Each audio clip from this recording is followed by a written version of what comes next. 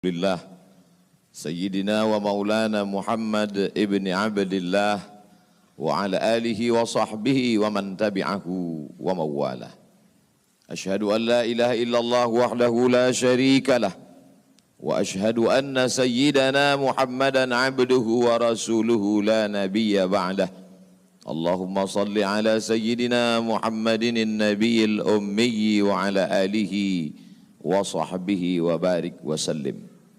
قال الله تعالى في القرآن العظيم وهو أصدق القائلين أعوذ بالله من الشيطان الرجيم يا أيها الذين آمنوا اتقوا الله حق تقاته ولا تموتن إلا وأنتم مسلمون وقال تعالى في آية أخرى يا أيها الذين آمنوا اتقوا الله وقولوا قولا سديدا يصلح لكم أعمالكم ويغفر لكم ذنوبكم ومن يطع الله ورسوله فقد فاز فوزا عظيما عباد الله أوصيكم ونفسي بتقوى الله وطاعته فقد فاز المتقون وكان ملكه 400 سنة. Begitu disebutkan dalam kitab sejarah. Wa kana mulkuhu 400 sanah. Dia berkuasa 400 tahun lamanya. Penguasa tunggal syarqan wa gharban. Dari mulai belahan timur dunia sampai ke barat. Tunduk dalam kekuasaannya. Lalu kemudian datanglah Nabi penyeru kepada tauhid menghadap penguasa yang hebat. Raja segala raja di atas dunia. Menyembahlah kepada Allah. Lalu apa jawabnya? Dengan sombong dan angkuh dia berkata, Arabbun ghairi. Arabbun ghairi. Adakah Tuhan lain selain aku? Adakah yang lebih berkuasa di dunia ini selain aku? 400 tahun membuat dia merasa bahwa dia Tuhan. Sampai-sampai keluar dari mulutnya Arabbun ghairi, adakah Tuhan selain aku? Lalu kemudian apa yang terjadi? Allah subhanahu wa ta'ala mengirimkan ba'udah. Dalam Al-Quran Allah mengatakan tidak malu menciptakan ba'udah, nyamuk. Innallaha la yastahi ayyadriba masalam ma ba'udah. Allah tidak malu menciptakan seekor nyamuk. Wa ma fauqaha, lebih kecil daripada nyamuk. Apa yang terjadi? Nyamuk itu masuk ke dalam lubang hidungnya, terus ke dalam batang hidungnya, sampai ke otaknya, dan nyamuk itu pun menggigit otak di kepalanya. Lalu kemudian dia mengambil martel memukul-mukul kepalanya, sampai orang-orang di sekelilingnya menyangka dia gila, sampai dia habis usaha.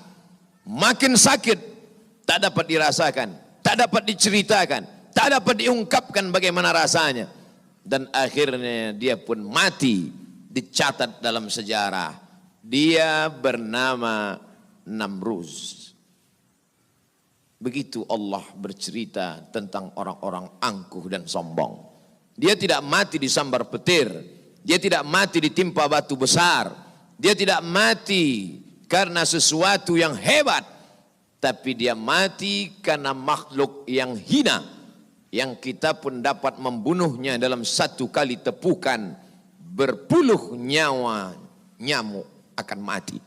Tapi begitu Allah Ta'ala ingin menunjukkan kesombongan, keangkuhan orang-orang yang merasa dirinya Tuhan, jawabannya adalah kuasa Allah Subhanahu wa Ta'ala. Hari berganti, musim berubah. Dunia ini diisi oleh orang-orang yang angkuh dan sombong. Selesaikah dunia dengan matinya Namruz? Tidak. Lahir lagi generasi yang lebih canggih daripada Namruz, lebih kejam daripada Namruz. Apa yang dia lakukan? Yuzabbihuna abna'ahum wa yastahyuna nisa'ahum. Lebih sadis daripada Namruz. Anak laki-laki disembelih hidup-hidup, anak perempuan dibiarkan karena tidak melawan. Anak laki-laki yang dia nampak dalam mimpinya akan menarik mahkota kekuasaannya. Anak perempuan dibiarkan melahirkan. Sampai pada akhirnya ketika dia berkata dengan lantang, kalimat berbeda, substansi makna yang sama. Ana rabbukumul a'la. Ana, aku, rabbukum, Tuhan kamu, a'la, yang paling tinggi. Ternyata kekuasaan boleh bisa merubah makhluk merasa menjadi khalik. Orang kalau sudah terlalu lama berkuasa, melihat manusia tertunduk-tunduk ketakutan, maka berubah dalam dirinya, berkata, kaulah yang paling berkuasa, engkau adalah Tuhan. Itu pernah terjadi pada Namruz dan menular kepada Parau. Al-Quran menyebut dia Fir'aun. Ana, aku, Rabbukumul a'la, Tuhan kamu yang paling tinggi. Bagaimana cara Allah mematikan Fir'aun? Diceritakan dalam Al-Quran. Falamma adrakahul gharaqu, ketika dia tenggelam di tengah laut merah, masuk air itu ke dalam tenggorokannya dan masuk ke dalam lehernya, terus ke dalam dan masuk ke dalam paru-parunya. Sebodoh-bodoh anak kecil tidak akan ada air masuk ke dalam paru-parunya. Anak kecil yang belajar minum, kalau sampai air masuk ke dalam saluran nafasnya, dia pasti akan tersedak. Tersedak adalah kuasa Allah. Kenapa? Karena ada saluran nafas, ada saluran minum. Udara tidak akan mungkin diisi air, karena kalau sampai air masuk ke saluran udara, maka hancurlah paru-paru. Allah ciptakan satu kuasa bernama tersedak. Tersedak adalah kuasa yang paling ringan. Anak kecil yang tak ada daya upaya pun pasti akan tersedak. Tapi Allah ingin menunjukkan kepada Fir'aun, jangankan untuk menggenggam dunia, jangankan untuk membunuh Musa, jangankan untuk mengejar Bani Israel, untuk tersedak pun kau tak kuasa, wahai Fir'aun. Apa yang terjadi? Fir'aun mati. Kenapa Allah mematikan Fir'aun dengan air? Kenapa tidak dengan batu? Kenapa tidak dengan petir yang menggelegar? Mengapa dengan air? Karena dulu bayi yang tak berdaya itu dihanyutkan ke tengah air. Wa auhayna ila ummi Musa. Kami wahyukan, kami ilhamkan, kami bisikkan ke hati ibu Musa. An ardi'ihi, susukan anakmu. Fa in khifti alaihi, kalau kau takut anakmu ini akan disembelih Fir'aun, fa'alqihi fil yammi, hanyutkan dia ke sungai. La takhafi, jangan kau takut, wala tahzani, jangan kau sedih, inna radduhu ilaiki, kami akan mengembalikannya kepada engkau sesuai dengan cerita yang kami kehendaki. Wajailuhu minal mursalin, dan kami akan menjadikan dia salah satu daripada rasul yang kami pilih. 5 di antara rasul itu, salah satunya adalah Musa alaihi salam. Musa, bayi yang tak berdaya, dicampakkan ke laut, dicampakkan ke sungai Nil, selamat.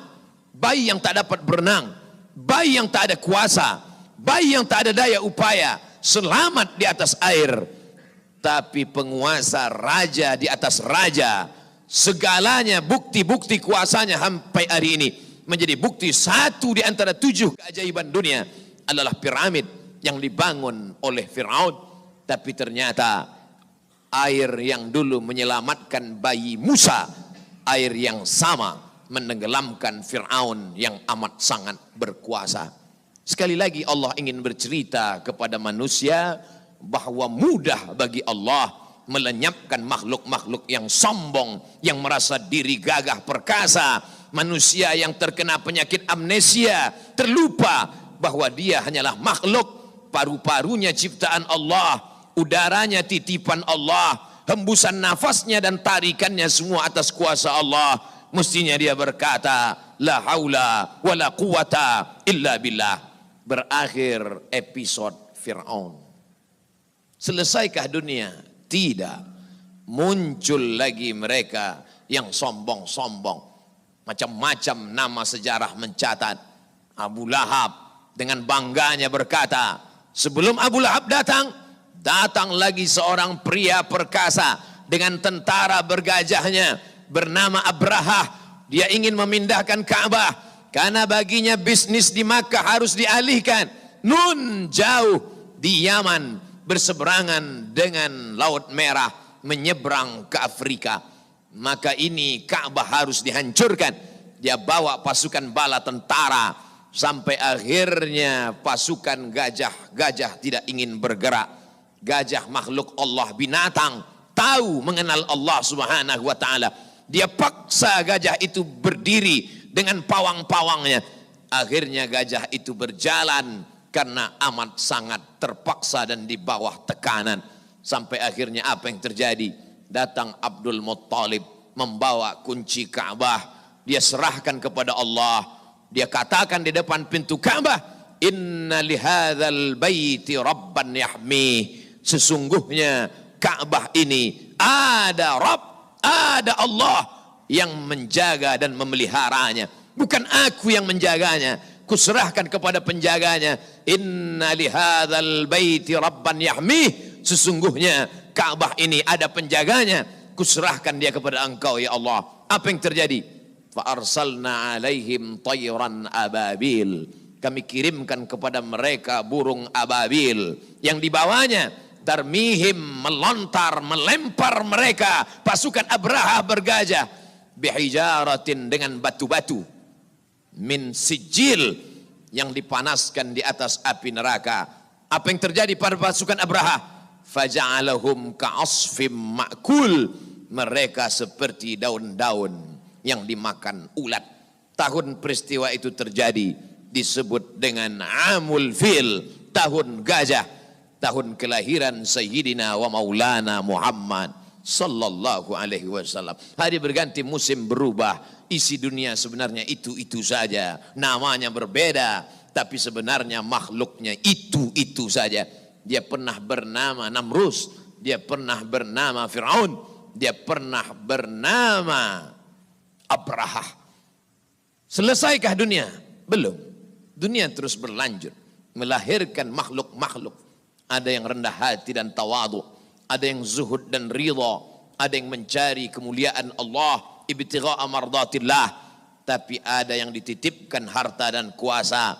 Pertama dia merasa dia punya, lama-lama dia merasa alam semesta pun bersimpuh sujud di kakinya. Karena dia lihat tidak lagi ada orang yang berani mendongakkan kepala, tidak lagi ada yang berkuasa, tidak ada lagi yang berani bersuara keras, lantang, semuanya ketakutan. Sampai akhirnya dia berkata dalam hati, aku adalah penguasa jagat raya. Kemana mereka semua? Mati. Ketika penguasa-penguasa dunia modern dengan kecanggihan teknologi berkata, kami bisa menangkal gempa. Gempa sebagaimana apapun kuatnya bisa kami atasi. Ternyata begitu ujian Allah itu datang, bangunan yang mereka bangun porak-poranda, hancur berkeping.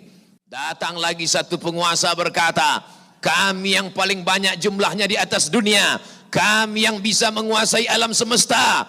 Mana itu Tuhan? Mereka tak pernah mengenal Tuhan, karena mereka adalah komunis, karena mereka adalah ateis. Bagi mereka agama itu hanyalah candu. Orang yang terkena narkoba bagi mereka sama dengan orang yang dimabuk oleh agama. Karena bagi mereka agama ini hanya opium saja. Manusia yang stres, manusia yang depresi, lalu dia menjalankan agama. Agama bertentangan dengan komunis, agama bertentangan dengan keyakinan ateis. A tidak, T Tuhan, is keyakinan ateis, keyakinan yang meyakini tidak ada Tuhan. Mana itu Tuhan? Tidakkah kita melihat ucapan mereka sama seperti ucapan Fir'aun, yang keluar dari mulut mereka sama seperti yang keluar dari mulut Namrus? Mana kuasa Allah? Allah mengirimkan bakteri-bakteri kecil, kuasa itu pun roboh, hancur berkeping. Barakallahu li wa lakum fil Qur'anil azim. Wa nafa'ani wa iyyakum bima fihi minal ayati wa dzikril hakim. Wa taqabbala minni wa minkum tilawatahu.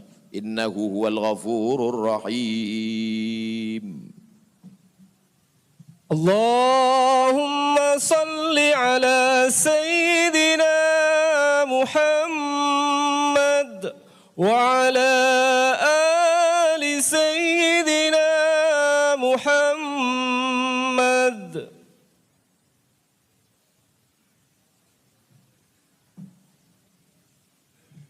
الحمد لله الذي بنعمته تتم الصالحات والصلاة والسلام على سيد السادات وعلى آله وأصحابه أهل الفضائل والكرامات. أشهد أن لا إله إلا الله وحده لا شريك له وأشهد أن سيدنا محمدا عبده ورسوله وصفيه من خلقه وخليله أدى الأمانة وبلغ الرسالة ونصح للأمة وتركنا على المحجة البيضاء ليلها كنهارها لا يزيغ عنها إلا هالك. قال الله تعالى في القرآن العظيم وهو أصدق القائلين: أعوذ بالله من الشيطان الرجيم، بسم الله الرحمن الرحيم، والعصر إن الإنسان لفي خسر إلا الذين آمنوا وعملوا الصالحات وتواصوا بالحق وتواصوا بالصبر. وقال تعالى في آية أخرى: إن الله وملائكته يصلون على النبي يا أيها الذين آمنوا صلوا عليه وسلموا تسليما. اللهم اغفر للمسلمين والمسلمات والمؤمنين والمؤمنات الأحياء منهم والأموات برحمتك يا أرحم الراحمين. اللهم أعز الإسلام والمسلمين واخذل الكفرة والمشركين ودمر أعداءك أعداء الدين. اللهم انصر إخواننا المجاهدين المستضعفين في فلسطين. اللهم انصر إخواننا المستضعفين في أيغور. اللهم انصر إخواننا المجاهدين المستضعفين في كل مكان من مشارق الأرض إلى مغاربها. اللهم انصرنا على القوم الكافرين، اللهم انصرنا على القوم المنافقين، اللهم انصرنا على القوم الظالمين، اللهم انصرنا على القوم الفاسقين. لا تدع لنا في مقامنا هذا وفي ساعتنا هذه ذنبا إلا غفرته، ولا هما إلا فرجته، ولا دينا إلا قضيته، ولا مسافرا إلا وصلته، ولا مريضا إلا شفيته، ولا حاجة من حوائج الدنيا والآخرة لك رضا ولنا فيها صلاح إلا قضيتها ويسرتها يا أكرم الأكرمين. عباد الله،